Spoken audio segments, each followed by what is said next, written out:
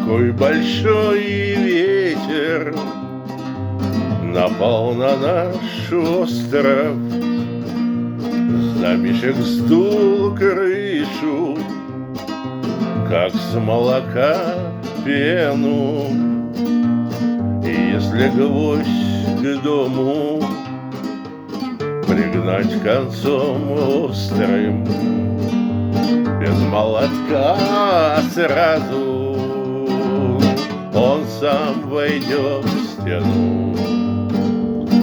Сорвал метлу ветер, в саду сравнял грядки, аж корешок редьки из почвы сам вылез и, подкатив боком к соседнему саду, чужую врос грядку и снова там вырос.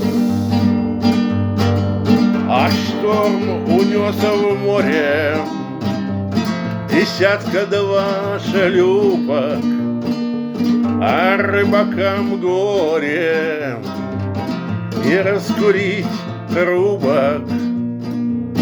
А раскурить надо, но вот зажечь спичку, как на лету взглядом остановить птичку. Какой большой ветер, ах, какой вихрь, а ты сидишь рядом, а ты сидишь тихо, и никакой силе нельзя тебя стронуть.